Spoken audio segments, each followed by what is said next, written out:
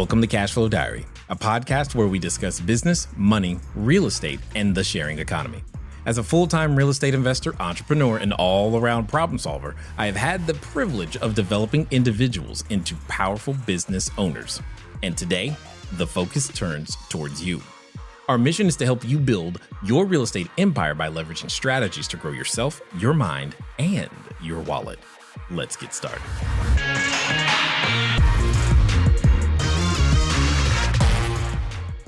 What's up, creators? Massey here with the Cashflow Diary.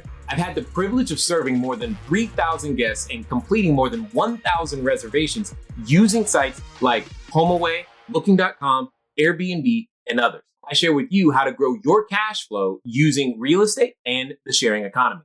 So if you're new here, please consider subscribing. There was an article from skiff.com that came out questioning whether or not the percentage growth of Airbnb was a sign of trouble or a sign of saturation or a sign that the opportunity was somehow over. And what I wanted to do is that I wanted to give you some thoughts, most importantly, so that you can protect your mindset as the entrepreneur who's going out there to provide clean, safe, affordable housing for individuals who need it on a temporary basis. As I was reading it, I noticed a tone that it made it sound like Airbnb, the one marketplace, was the entire industry of short-term rentals. It's not. There's so many more marketplaces that are available. Again, if you follow me for any length of time, you know good and well that I've often said you are in the short-term rental business. You don't have an Airbnb business. Now, if you're running a proper system, you are diversified across multiple platforms. If you're running a proper system, you have the ability to sync your calendars and you know exactly what you need to do in response. Whether one platform goes up and another one goes down, it should not affect your business because you're building a short-term rental business, not just an Airbnb business.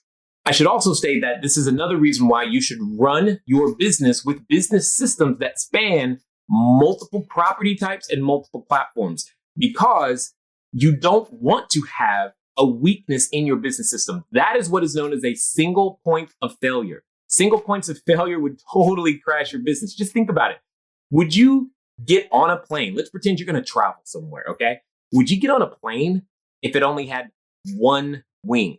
Planes normally have two, but the plane you're getting on only has one wing. Are you going to board? The answer is no. This is, again, why you want to make sure that your plane, your business, has at least two wings, preferably a lot more, for backup systems in case something happens to any one marketplace or platform. Again, I've said it before. I'll say it one more time.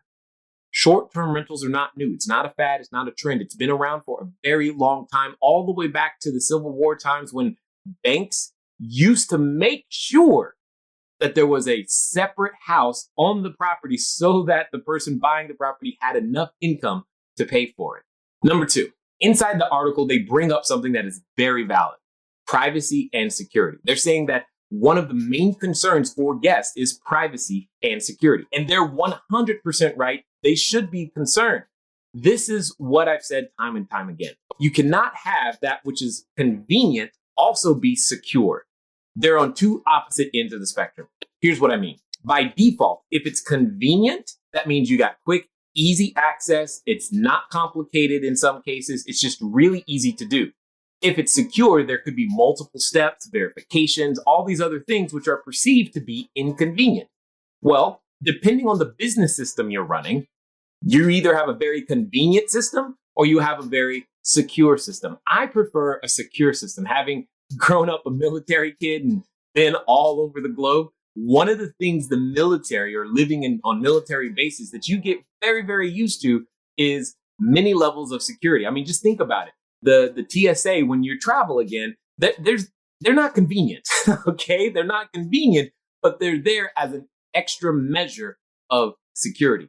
The same must be for you when you're running your short-term rentals. If you are not running a secure system because you are afraid to be too inconvenient for your guests, then that's going to cause a problem. You must run a secure system. Now, a secure system requires processes, SOPs, and steps for all levels. So again, now you're running on multiple platforms and you're trying to vet and secure your location. from people who are coming from many different places, everyone has to go through the same level of security so that you have some level of confidence that everybody is being treated the same. And most importantly, you have an understanding of what that safety looks like. This is important for your staff when they go to clean. This is important for your maintenance crew. This is important for the people who live next to your short-term rental. Maintaining security, in my opinion, is paramount, and you have to have the right tools, technology, and techniques on how to do so that it doesn't become offensive to the guests and you don't have issues with discrimination or screening improperly. It can be done, but the problem in the article that they're talking about, when guests feel that it's not secure, it's because many of us may not know how to actually run a secure system. We've never been taught. Yes, we have an unparalleled opportunity in front of us, but we also have to be responsible with that opportunity by running a secure system. Here's what I mean.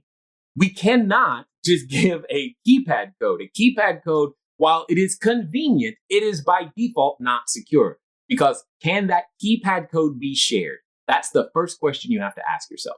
If the only thing you do to provide access to your guests is you give them a keypad code, okay.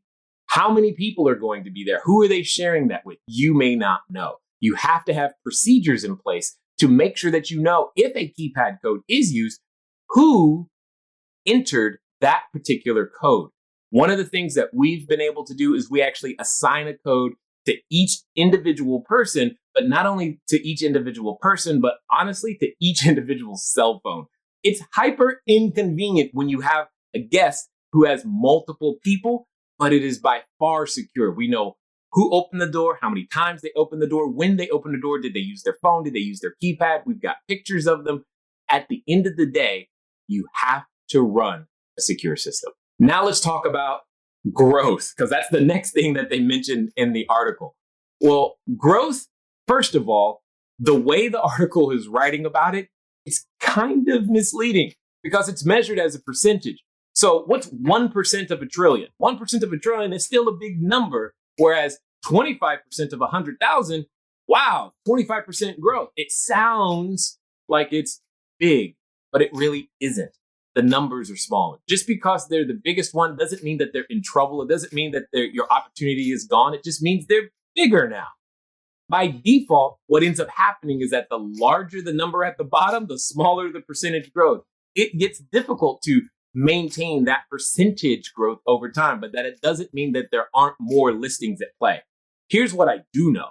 There aren't enough quality listings at all. I know of new operators who are popping up in places like Minot, North Dakota, and Bentonville, Arkansas, and places that you would not think of naturally as, ooh, let me run a short-term rental business here.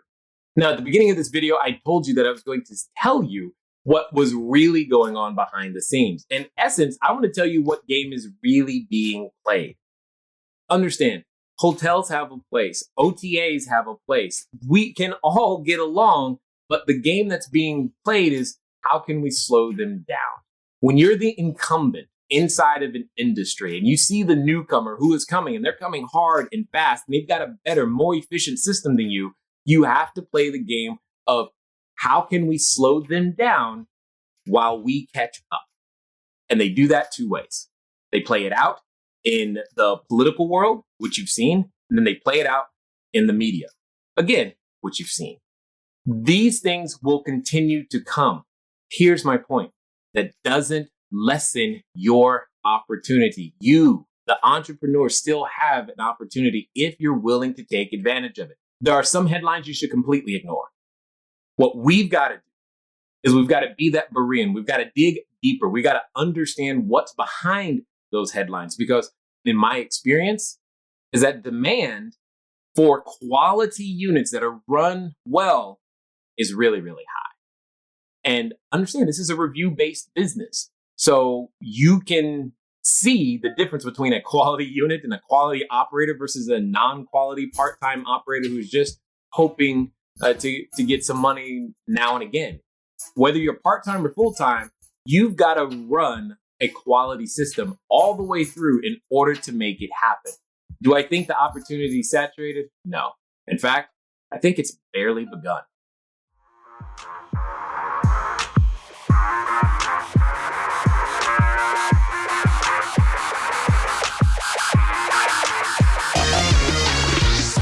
right, everyone. I'm Jay Massey, and I want to thank you for listening to this episode of the Cashflow Diary podcast.